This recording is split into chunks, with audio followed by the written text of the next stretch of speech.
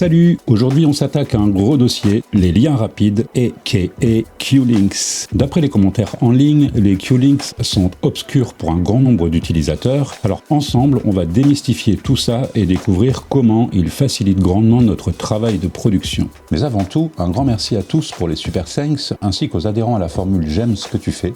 C'est vraiment cool car c'est réinvesti direct dans la chaîne. Merci. Si vous souhaitez participer au développement de la chaîne ou simplement me payer un café pour me remercier, direction le bouton Super Thanks sous chaque vidéo. J'avoue, franchement, ça motive. Les Q-Links permettent de prendre le contrôle sur un ou plusieurs paramètres, logiciels ou matériels, via les messages MIDI ou CC pour Control Change. Par défaut, les Q-Links sont déjà affectés et chaque écran dispose de ses propres affectations de Q-Links. Un cadre orange avec Q entoure les 4 fonctions des greffons affectés aux Q-Links. Cependant, nous avons la possibilité de créer nos propres banques ou modifier les affectations existantes pour un contrôle maximum. Tenons le bouton Q-Link enfoncé pour accéder à la fenêtre de visualisation des affectations. En bas, on trouve deux boutons, Q-Link Edit et Q-Link Status. Le premier ouvre la fenêtre d'édition, nous verrons ça en détail plus en avant. Le second permet d'afficher le statut des Q-Links quand on les touche. Ceci dit, parfois il masque certaines infos et on n'a pas envie. Pour ça, on touche donc ce bouton. Maintenant, si j'actionne un Q-Link, je n'ai plus le volet à droite qui m'indique la position des rotatifs. Avant de rentrer dans le détail, nous allons imaginer 3 scénarios dans lesquels interviennent les Q-Links. Dans ce cas concret, je souhaite garder le contrôle sur la coupure du filtre du lead, et ce, peu importe l'écran, ce qui me permettra de pouvoir écrire une automation de la coupure du filtre à travers n'importe quel écran. On garde Q-Link enfoncé, on touche Projet 1, puis Q-Link Edit. Dans cette fenêtre, on retrouve nos 16 rotatifs. On constate qu'il y a déjà des affectations. Pour les supprimer, on touche le rotatif concerné, puis on touche la corbeille. On peut renommer notre Q-Link, comme ici.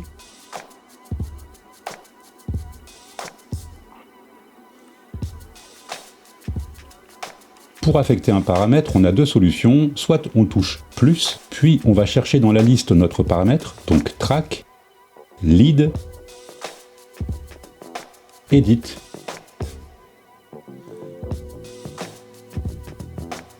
VCF Cutoff. C'est un peu fastidieux et pas toujours très parlant.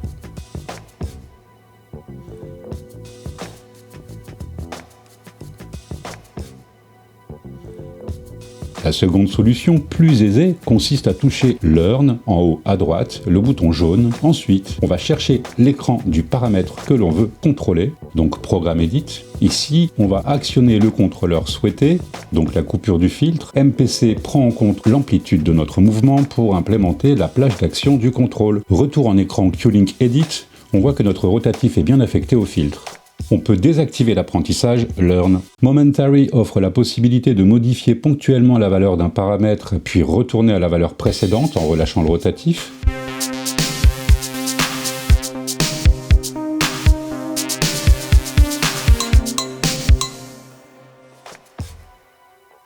En bas de page, on a le contrôle sur la plage d'action du rotatif avec les limites minimales et maximales.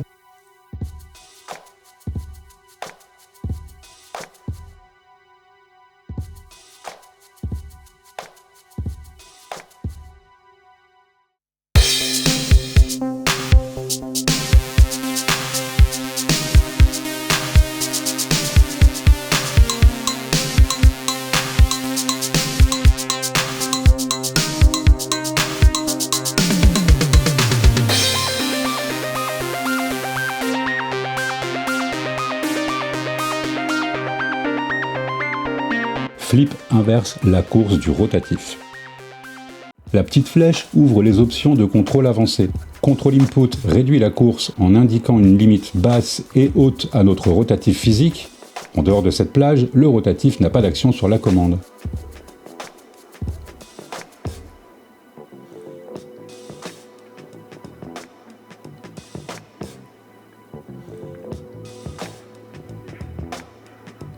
Sur cette ligne, on a aussi le choix de la courbe du rotatif, linéaire, logarithmique ou exponentielle. Enfin, Toggle transforme le rotatif en bouton, en quelque sorte. On passe de la valeur minimale à la valeur maximale réglée.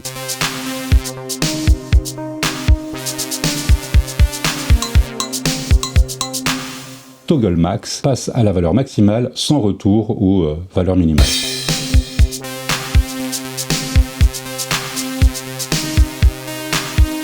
Mettons notre exemple en pratique. En écran Main, on touche l'icône Automation afin de passer cette icône en rouge.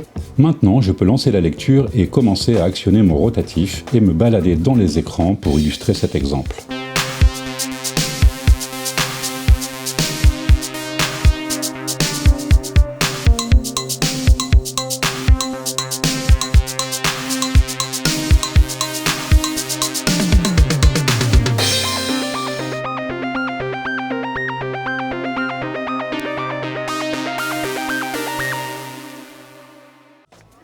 Ouvrons la grille, puis les automations. Là, on va chercher la coupure du filtre et l'on voit que le MPC a bien écrit les mouvements du rotatif, bien malgré les changements d'affichage. Hyper pratique. Scénario 2, contrôler un périphérique externe. Pour cet exemple, on va contrôler les segments d'une enveloppe Eurorack, l'attaque, le déclin, le maintien et la décroissance via les numéros de contrôleur MIDI de la machine cible, ici le MIDIthing 2.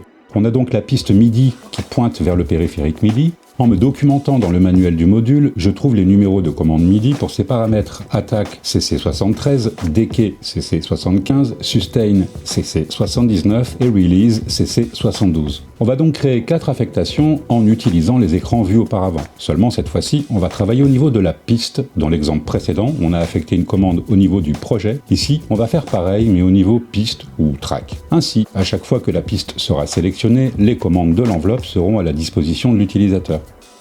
QLink, puis Track, puis QLink Edit.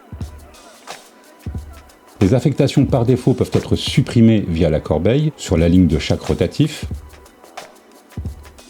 On touche l'encodeur à affecter, puis plus. Cette fois-ci, la commande Learn ne fonctionne pas forcément, donc on passe par le menu pour ajouter notre ligne. Edit, et là on va chercher le numéro de contrôle CC pour l'attaque de l'enveloppe, donc 73.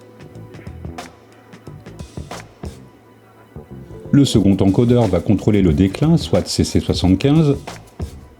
Le troisième pour le maintien, Sustain, CC79. Et enfin, le relâchement, CC72.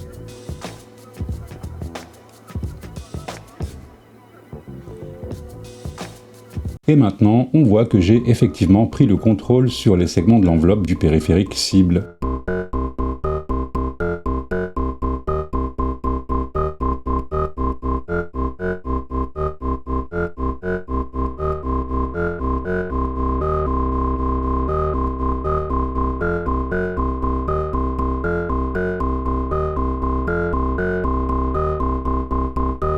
Ici, nous allons créer une affectation sur le bouton d'embrayage d'un effet afin de le déclencher à la volée. Prenons le contrôle sur le bouton d'embrayage du délai de la caisse claire.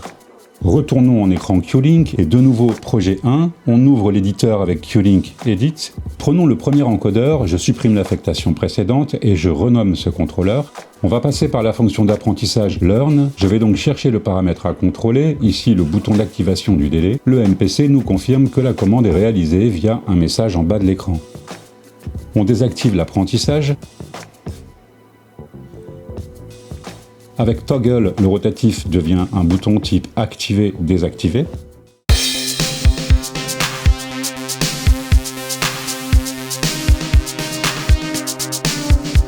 Voyons maintenant chacune des options de l'écran QLink. Avec volume, on contrôle le volume des pistes, pratique en phase de mixage. Ce réglage transcende les écrans.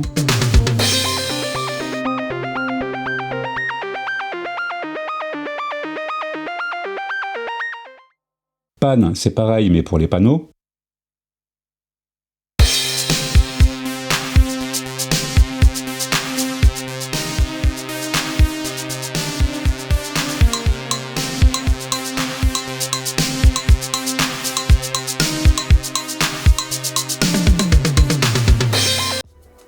Send 1.4 permet le contrôle des envois auxiliaires.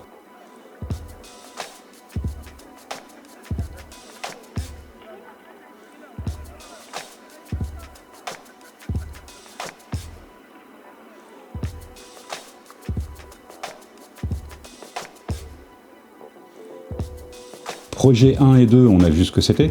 Track également avec le scénario 2. Track FX Rack. Si vous avez placé un rack d'effets sur une piste, cet écran permet d'éditer des commandes. Voyons ceci.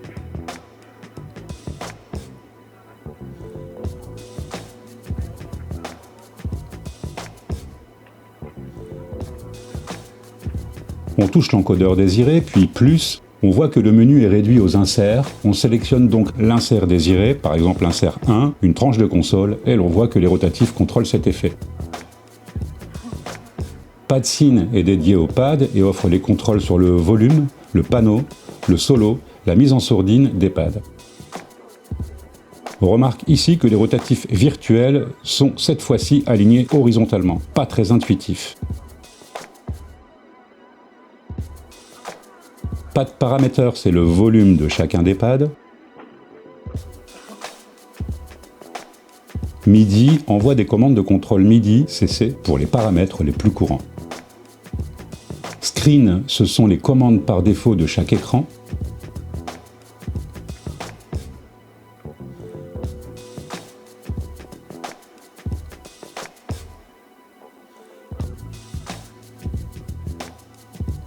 Du coup, on remarque que certains écrans offrent la possibilité de bouleverser complètement les affectations, comme l'écran Track, là où d'autres sont figés, comme l'écran Volume ou Pan, où l'on ne peut pas changer les affectations.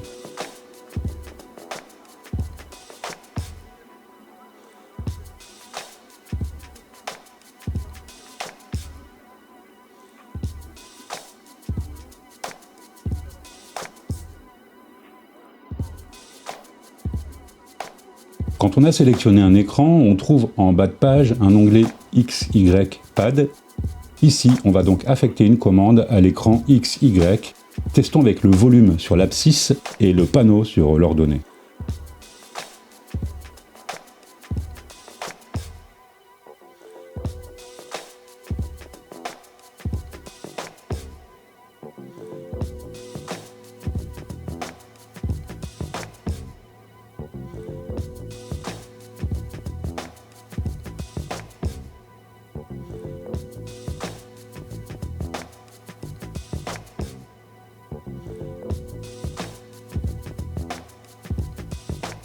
Pour plus de confort, on peut ouvrir le pad XY en grand avec Full Screen.